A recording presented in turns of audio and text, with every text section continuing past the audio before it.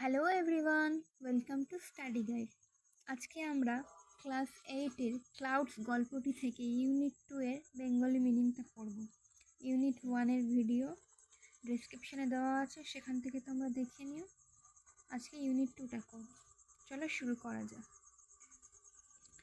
His mother was the first he had asked in the morning.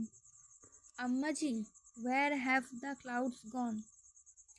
তার মাই ছিল প্রথম যাকে সে জিজ্ঞেস করেছিল, আম্মাজি মেঘগুলো কোথায় গেছে? Whose gone wire?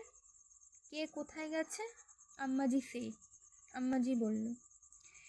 As if he had asked an exceptionally stupid question.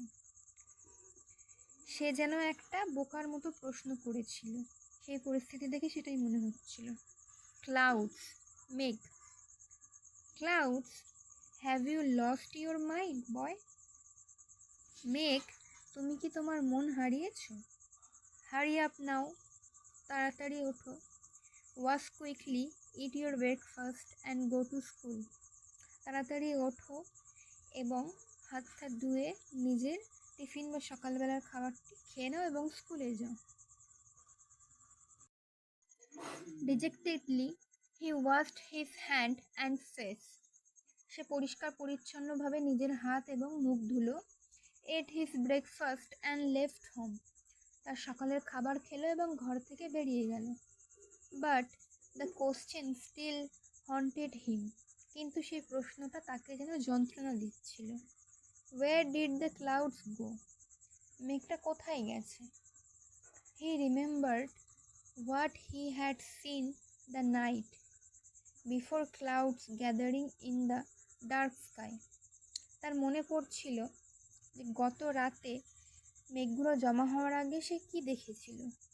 But when he went to sleep, কিন্তু যখন সে ঘুমাতে গিয়েছিল, the sky was clear and full of stars. তখন আকাশটা পরিষ্কার ছিল এবং তাতে ভর্তি তারা ছিল। ওয়েন হি অ্যাওয়েক এগেন, যখন সে আবার জেগে উঠল, he had no idea of the time. সে জানতো না যে তখন কত সময় হচ্ছিল বা কী টাইম চলছিল। All he knew was that it was the middle of the night. সে শুধু জানতো ওটা ছিল মধ্যরাত্রি। Up there in the sky the clouds were rumbling. তখন আকাশে মেঘেরা গর্জন করছিল। In the occasional flashes of lightning they were dense and black. তখন সমানে বিদ্যুৎও চমকাচ্ছিল এবং সেখান থেকে আলোর ঝলকানি আসছিল এবং আকাশে কালো মেঘ ছেয়ে গেছিল। It looked as if it will be raining. মনে হচ্ছিল বৃষ্টি হতে পারে। Rain will have ruined his sleep. বৃষ্টি তার ঘুমটা নষ্ট করতে পারে। হি নিউ, সে জানত। When he got up in the morning, যখন সে ঘুম থেকে উঠল সকালবেলা, হি ওয়াজ অ্যামেজড। সে অবাক হয়ে গিয়েছিল। The sky was clear and empty. আকাশটা ছিল পরিষ্কার এবং খালি। Not a trace of rain in the courtyard. তাদের উঠোনে বৃষ্টির একটা চিহ্ন পর্যন্ত ছিল না। He was surprised and saddened. The clouds had moved across the skies without shedding a drop of rain.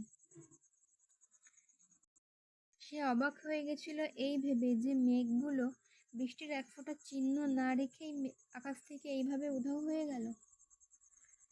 And it saddened him to think that he had fallen asleep.